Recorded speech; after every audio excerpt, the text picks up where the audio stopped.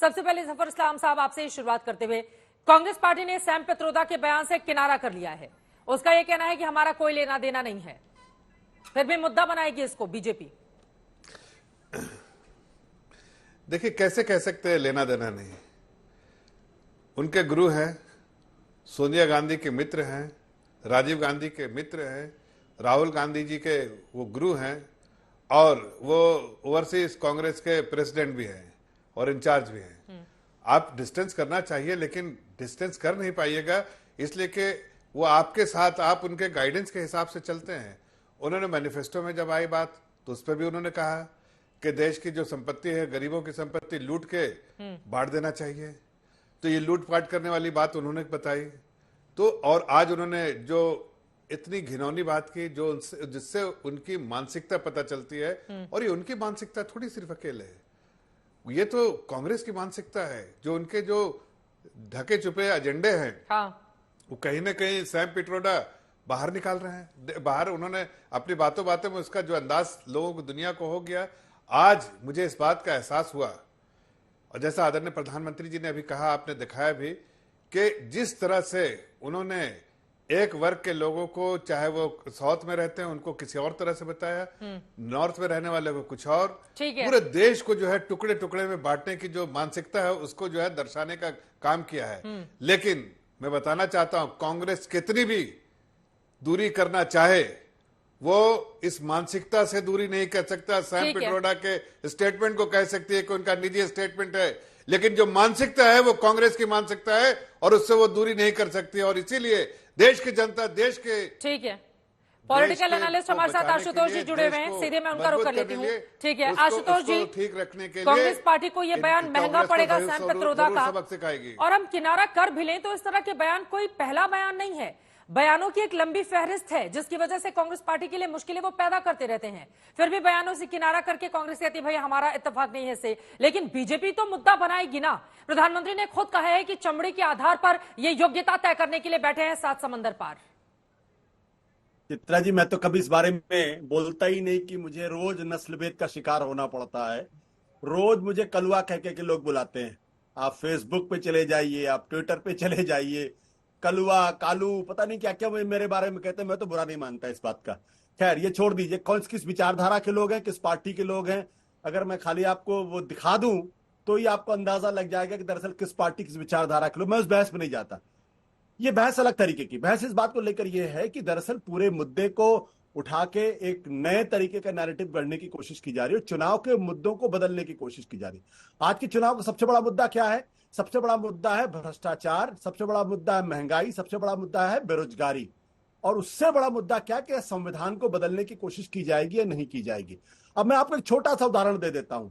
लालू प्रसाद यादव के बयान को तो इतनी तेजी से प्रधानमंत्री जी ने उठाया कि देखिए, ये लोग वो जो संविधान, जो रिजर्वेशन खत्म कर देना चाहते हैं। क्या आपको याद है कि आंध्र प्रदेश के अंदर चंद्रबाबू नायडू नाम के एक नेता है, जिनके साथ भारतीय जनता पार्टी का अलायंस है, मिलकर चुनाव लड़ रहे हैं, और उन्होंने कुछ दिन पहले कहा, लगातार कह रहे हैं कि मैं मुसलमानों को तो आरक्षण दूंगा, मिलना चाहिए, दूंगा, मिलना चाहिए। प्रधानमंत्री जी ने तो कभी चंद्रबाबू नायडू का जिक्र नहीं किया, कभी इस बारे में सफाई नहीं दी कि आप जब लालू यादव के बयान पे अगर आप गर्म हो जाते हैं, चंद्रबाबू नायडू के बयान पे क्यों नहीं गर्म होते हैं? तो देखिए, ये चुनाव का वक्त है, और चुनाव के वक्त पे हर छोटे मुद्दे को उठाने की कोशिश हर पार्टी करती है, ताकि अपनी खामियों को छुपाया जा सके और उसके आधार पर नैरेटिव बिल्ड किया जा सके। आज की तारीख में भारतीय जनता पार्टी इस तरीके के मुद्दों को उठा के अपनी कमजोरी को कर रही है। अभी देखिए, अंबानी अडानी का सवाल खड़ा किया प्रधानमंत्री ने। एक दिन पहले राहुल गांधी ने अडानी का जिक्र किया है झारखंड की। ठीक एक दिन पहले। मुझे लगता है कि आजकल जो प्रधानमंत्री की स्पीच लिख रहे हैं वो लोग होमवर्क भी नहीं कर रहे हैं, और बिना होमवर्क के इस तरीके की बातें कर। अगर प्रधानमंत्री जी को पता होता कि चंद्रबाबू नायडू मुसलमानों को आरक्षण देने की बात कर रहे हैं, अगर उनको पता होता कि एक दिन पहले अडानी ने बात की थी, तो शायद प्रधानमंत्री जी इस तरीके की बातें नहीं करते। लेकिन बीजेपी के कुछ लोग ही उनको गुमराह कर रहे हैं, मुझे तो ऐसा लगता है। बोलिए जफर साहब, उनके सवालों पर जवाब दीजिए, उसके बाद बाकी मैं सिर्फ दो तीन ही बात कहता हूं कि क्या आप इस बात को एंडोर्स कर रहे हैं आशुतोष जी, कि आपकी चमड़ी का कलर देख के वो आपको साउथ इंडियन बोलते हैं? या आप इस चीज को एंडोर्स कर रहे हैं? या किसी और की चमड़ी का कलर देख के, या उसका फेस का, नहीं फेस का कंस्ट्रक्शन देख के और उसको अलग तरीके से डिफाइन कर दे? ये सही, आप भारतीयता को हमें तो कोई फर्क ताक नहीं पर रख पड़ता। के आप इस तरह की समाज को तोड़ने वाले बातों को कह रहे हैं और आप उसको इंडोर्स कर रहे हैं, पहली बात। दूसरी बात आप कह रहे हैं दिन भर सुबह से रात तक नारा लगाने वाले राहुल गांधी, उसका जिक्र क्या आदरणीय प्रधानमंत्री जी ने कि दिन रात आप नारा लगाते थे, एक ही नारा आपका रहता है वो अडानी अंबानी। आज कहां गया नारा? साहब नारे खो गए हैं आपके। वो सही कहा, आखिर इस डील में क्या डील है वो बता दीजिए देश की जनता को। तीसरी बात जो अभी बीच में देखिए, बीच में इतना क्यों परेशान हो रहे हैं? तीसरी बात तो सुन लीजिए, मैंने तो आपकी बात सुनी नहीं, आप इतना परेशान क्यों हो रहे हैं? इतना उत्तेजित मत हुई, मैं तो सही बात कह रहा हूं कि देखिए, अगर उन्होंने देश के लोगों को अलग अलग तरीके से नापने और तौलने के तरीके बताने की कोशिश की, किसी का चेहरा देख के, किसी का कलर देख के, किसी का कुछ और देख के, ये सही किसी तरह से ठहराने वाले को अगर कोई ठहराता तो उसकी मानसिकता को भी छोटा सा जवाब मैं आपसे चाहूंगी। देखिए, आपने कहा कि रोज आपको रंगभेदी टिप्पणी का शिकार होना पड़ता है। ठीक है, मैं एक जवाब ले लेती हूँ, फिर आ रही। तो इसी के खिलाफ तो लड़ाई लड़नी है ना।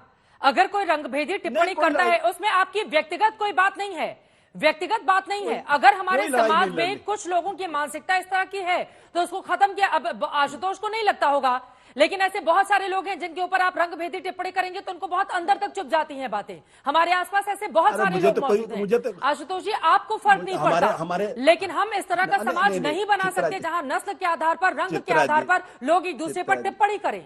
ये पूरी तरह से गलत है, और गलत को कम से कम गलत तो बोलना सीखिए आशुतोष जी। हम अपना एग्जाम्पल देके बोल दें कि नहीं हमें तो फर्क नहीं पड़ता है। चित्रा जी, आप उत्तेजित मत होइए सर, बात उत्तेजना की नहीं है, मत होइए। बात सही और गलत की है आशुतोष जी। आपके ऊपर अगर आपको कोई काला बोलता है तो मुझे आपत्ति है उस पर आशुतोष जी। आप इस पर हंस सकते हैं क्योंकि आपको ऐसा लगता है आपको आदत पड़ गई है, लेकिन बतौर एक सामाजिक प्राणी के तौर पर मुझे आपत्ति है इस पर आशुतोष जी। कोई भी आप पर इस तरह की टिप्पणी करे। अरे मेरी बात सुन तो लीजिए। हाँ, बोलिए बोलिए। मत होइए भाई, उत्तेजित नहीं हो रही हूँ, सवाल पूछ रही हूँ आशुतोष जी। आप बहुत संवेदनशील पत्रकार है, मैं जानता हूँ, और आप बहुत अच्छी एंकर, मैं भी ये भी जानता हूँ। आप मेरी बात सुन तो लीजिए। मैं मुस्कुरा क्यों रहा हूँ? हाँ। मैं इस बात को मुस्कुरा रहा हूँ क्योंकि मैं जफर साहब से पूछना चाहता हूँ कि क्या वो उस समुदाय से हैं जो ज्यादा बच्चे पैदा करते हैं? क्या वो समुदाय से जो घुसपैठी है इस देश के अंदर? क्या वो इसका जवाब तो जफर साहब को देना है ना, कि जफर साहब आप घुसपैठिए हो क्या? प्रधानमंत्री जी की भाषा में अगर मैं बात करूं तो आप लोग घुसपैठिए हो इस देश के अंदर। किसने कहा मुस्लिम समाज को घुसपैठिया? नहीं, किसने कहा? अब आप मुझे तो बोलने दीजिए ना भाई, मुझे तो बोलने दीजिए। आप मुझे तो बोलने दीजिए। चित्रा जी को रोकिए थोड़ा सा, चित्रा जी को रोकिए। बोल लीजिए, फिर वो जवाब दीजिए। बोल लीजिए। देखिए जफर साहब, मैं जफर साहब के धर्म पे कोई टिप्पणी नहीं कर रहा हूँ। मैं बिल्कुल कोई टिप्पणी नहीं कर रहा हूं उनके धर्म के ऊपर कि ये बीजेपी में क्यों है और किसने, मैं इनके धर्म पे कोई टिप्पणी कर ही नहीं रहा हूं। मैं तो एक सवाल पूछ रहा हूं कि प्रधानमंत्री जी ने बांसवाड़ा की रैली में क्या कहा? उन्होंने कहा कि ज्यादा बच्चे पैदा करने वाले इन्फिल्ट्रेटर्स मुसलमान, इस शब्द का इस्तेमाल किया, और इलेक्शन कमीशन ने नोटिस दिया इनके पार्टी के अध्यक्ष को। हालांकि इलेक्शन कमीशन इतना डरा हुआ क्यों था, प्रधानमंत्री को सीधे नोटिस देता। तो मैं जफर साहब से पूछना चाहता हूं, क्या जफर साहब और उनका समुदाय, उनका पूरा घर इस देश के अंदर घुसपैठिया है क्या? हाँ, मैं जवाब ले लेती हूं। सवाल का जवाब दीजिए। जफर साहब, आप जवाब दीजिए, लेकिन मेरे सवाल का जवाब नहीं दिया आशुतोष जी। आपने ये कह दिया कि एंकर बहुत संवेदनशील और मेरी तारीफ करके आप बच निकले उस सवाल से। उस सवाल का जवाब तो देना पड़ेगा ना आपको। हाँ, रंगभेद गलत है, नस्लभेद गलत है। आप बोलिए कि गलत बयानी की है उन्होंने, आप उनका बचाव कर रहे हैं आशुतोष जी। मैं तो हैरान हो रही हूँ इस बात को लेकर। बिल्कुल आपको हैरान होना चाहिए। ये समाज को बांटने वाला बयान हमारे तो इसके साथ खड़े हो सकते हैं। हमारे तो भगवान भी रंगभेद के बारे में हमारे तो भगवान भी सामने हैं। नहीं, देखिए, हमारे तो भगवान भी सांवले हैं। नहीं, सुनिए, हमारे तो भगवान भी सांवले हैं। हम तो सांवली सलोनी मुहूर्त की बात करते हैं। ब्राह्मण मंदिर हम ये नहीं बताएंगे ना कि ये अफ्रीकन है, ये चाइनीज चीनी की तरह दिखते हैं। आशुतोष जी, बात सांवले और गोरे की नहीं है, बात ये कहने की है कि इनका चेहरा तो चीनियों की तरह दिखता है। इनका ऐसा तो क्यों हमारे देश के, क्यों वो उनको इंडियन नहीं कहा जा सकता है? उनको इंडियन नहीं कहा जा सकता है। जरूरी है अपनी तुलना चीनियों से करना। जफर साहब, आप जवाब दीजिए। आशुतोष शर्मा जी कुछ बोलना चाहते हैं। इंसान नहीं होते। अरे सर, तुलना करने की क्या जरूरत है? वो कह नहीं सकते कि हिंदुस्तानी हमारे रंग के हैं। हम क्यों इस तरह की टिप्पणी, यही देखना बाकी रह गया है। बांटो और राज करो। बांग्लादेश से ओवरसीज में बैठे हुए हैं, बाहर से बयान देते हैं। अरे देश के भीतर आकर देखिए कि क्या चल रहा है। सात समंदर पार आराम से बैठे हुए कुछ भी बोल देते हैं। मैं जवाब ले लेती हूँ। फिर आशुतोष वर्मा जवाब देंगे, वो बहुत देर से कुछ बोलना चाह रहे हैं। प्लीज एक एक करके, एक एक बांग्लादेश मत जाइए, एक एक करके बांग्लादेश मत जाइए। सवाल का जवाब दीजिए। जफर रंग इस्लाम और उनका परिवार क्या घुसपैठिया है क्या देश के अंदर? चूंकि सैम पिट्रोडा ने बोला इसलिए आप उसको इंडोर्स कर रहे हैं और आप उसकी टिप्पणी नहीं कर रहे हैं इसलिए कि आपको अच्छी बात लग रही है, इसलिए कि सैम पिट्रोडा कांग्रेस के आदमी। और आप भारतीय जनता पार्टी यही के बात प्रवक्ता हैं, इसलिए आप प्रधानमंत्री के आधार पर इससे सुनिए, नहीं बात बोल रहा। नहीं आप प्रधानमंत्री का, सुनिए, बीजेपी के प्रवक्ता देखिए हैं, अगर इसलिए आप नहीं बांग्लादेश कह से रहे कि लोग आता है मुसलमानों इस देश में, अगर इन्फिल्ट्रेटेड करता है इस देश में इलीगल तरीके से आता है तो वो घुसपैठिया है और घुसपैठिया था और घुसपैठिया रहेगा और उसको घुसपैठिया ही माना जाएगा, चाहे उसका धर्म मुसलमान क्यों ना हो, इस्लाम क्यों धर्म ना हो, लेकिन वो घुसपैठिया ही है। उसको ही आप समझ लीजिए। हमारे देश में कानून है, हमारे देश में सीए है, कोई देश के लोग और घुसपैठिया में फर्क है। एनआरसी करवा लीजिए, घुसपैठिया आपको पता चल जाएगा। कितने घुसपैठिया बाहर से आए हैं अपने आप ही पता चल जाएगा, करवा लीजिए। आपको दिक्कत क्या है? हकीकत यह है कि सैम पिट्रोडा के स्टेटमेंट को आप क्रिटिसाइज नहीं करना चाहते हैं। चलिए अब आशुतोष वर्मा जी को, दोनों लोगों में तू मैं नहीं करेंगे, बाकी लोगों को भी मौका देंगे अपनी बात कहने का।